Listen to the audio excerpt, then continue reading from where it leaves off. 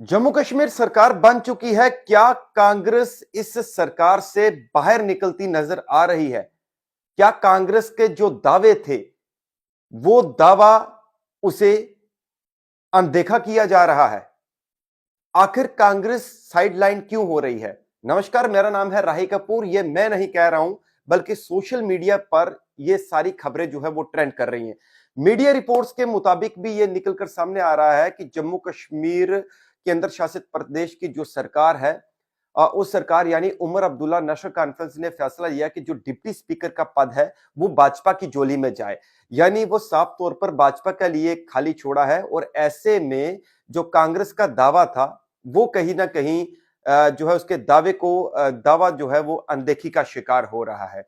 वहीं आपको बता दें कि 10 वर्षों के बाद जम्मू कश्मीर केंद्र शासित प्रदेश की सरकार बनी है, और लगभग कुल मिलाकर 90 सीटें यानी 90 विधायक जो चुनी हुई सरकार और जो विपक्ष है कुल मिलाकर 90 हैं।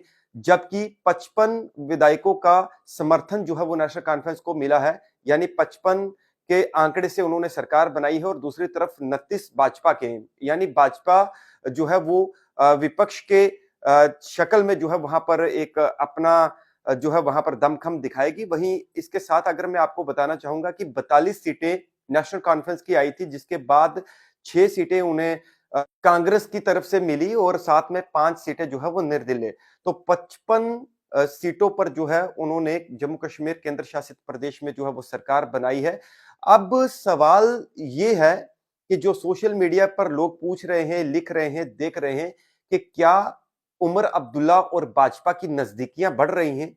ये तमाम एक सोशल मीडिया पर एक चर्चा छिड़ी हुई है, और वहीं ये चर्चा इसलिए छिड़ी है कि नेशनल कॉन्फ्रेंस ने भाजपा को ऑफर दिया कि जो डिप्टी स्पीकर का पद है वो आपको जो है वो दिया जाएगा। उसके लिए मतलब कि आप अपना दावेदार जो है वो कर सकते हैं।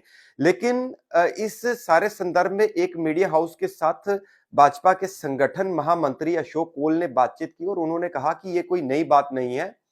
जब 2014 में पीडीपी और भाजपा की सरकार थी तो उसमें जो नेशनल कॉन्फ्रेंस के किसी नेता को जो है वो डिप्टी स्पीकर का पद दिया गया था, तो अक्सर ये ऐसा होता है कि जो डिप्टी स्पीकर का पद होता है वो विपक्ष की झोली में जाता है। तो ये कोई नई बात नहीं है। वहीं इसके साथ में लोग जो है वो यूजर काफी कुछ लिख रहे हैं। हालांकि ये भी बताना चाहेंगे कि कहीं ना कहीं इस पूरे चैप्टर में कांग्रेस को लेकर भी लोग चर्चा कर रहे हैं कि जहां कांग्रेस ने उमर अब्दुल्ला को अपना समर्थन दिया, अलायंस के तौर पर चुनाव इन्होंने लड़ा, लेकिन आज उसके बावजूद जो है कांग्रेस साइडलाइन होती क्यों नजर आ रही है?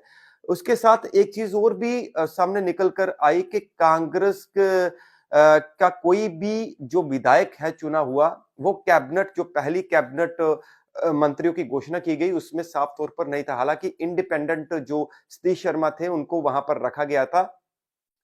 वहीं इसके साथ जम्मू कश्मीर केंद्र शासित प्रदेश की सरकार में कई जो है वो अभी शुरुआत में ही फैसले लिए जा रहे हैं। अब देखना यह है कि क्या कुछ निकल कर सामने आएगा, किस तरीके से सरकार जो है वो चलती है। लेकिन ये सुर्खियां एक बार डिप्टी स्पीकर को लेकर काफी ज्यादा जो है वो बनी हुई थी। और इसके साथ आपको यह भी बताना चाहेंगे कि स्टेटहुड को लेकर लगातार नेशनल कॉन्फ्रेंस या उनकी सरकार के मंत्री जो है वो बातचीत कर रहे हैं। हालांकि कैबिनेट में ये प्रस्ताव जो है उसे लाया भी गया है, पास भी किया गया है। एलजी ने उसे मंजूरी भी दी है कि स्टेटहुड को लेकर जो है अब जल्द ही जो उमर अब्दुल्ला जो कि मुख्यमंत्री है केंद्र शासित प्रदेश जम्मू कश्मीर के, ऐसा सूत्रों की तरफ से दावा है कि वो जल्द ही प्रधानमंत्री नरेंद्र मोदी से मिल सकते हैं, और तमाम जो केंद्रीय मंत्री हैं उनके साथ उनकी जो है वो मुलाकात हो सकती है। बहरहाल ये साफ तौर पर अटकलें जो है वो लगाई जा रही हैं, और साफ तौर पर सोशल मीडिया पर लोग ये चर्चा का विषय बना हुआ है कि आखिर कांग्रेस जो है वो साइडलाइन होती क्यों नजर आ रही है। हालांकि ये लोग लिख रहे हैं, और दूसरी तरफ डिप्टी स्पीकर का पद भाजपा की झोली में जो है वो साफ तौर पर दिख रहा है। ये कहीं ना कहीं जो है वो ये दर्शाता है कि कहीं नेशनल कॉन्फ्रेंस और भाजपा की नजदीकियां जो है वो बढ़ तो नहीं रही हैं, या फिर उमर अब्दुल्ला की केंद्र के साथ अच्छे रिलेशन बनाना वो कहीं ना कहीं एक मजबूरी भी है, जो कि साफ तौर पर सोशल मीडिया पर लोग जो है वो लिख रहे हैं। हालाँकि अब देखना बाकी होगा कि क्या कुछ निकल कर सामने आता है। बहरहाल जो जम्मू कश्मीर केंद्र शासित प्रदेश सरकार की जो दौड़ है वो शुरू हो चुकी है।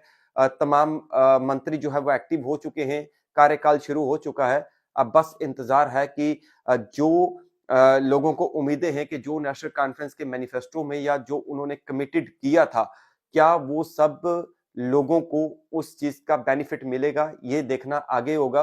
और बहरहाल आपको एक चीज़ और बताना चाहेंगे कि जो कैबिनेट मंत्री सतीश शर्मा हैं, कल ही उन्होंने एक मीडिया में जो है वो बातचीत की है कि हम सक्षम हैं और उमर साहब ने जो वादा किया था 12 सिलेंडर देने का और राशन को डबल करने का, वो जो है वो लोगों को इसका तोहफ़ा जो है वो ज़रूर मिलेगा।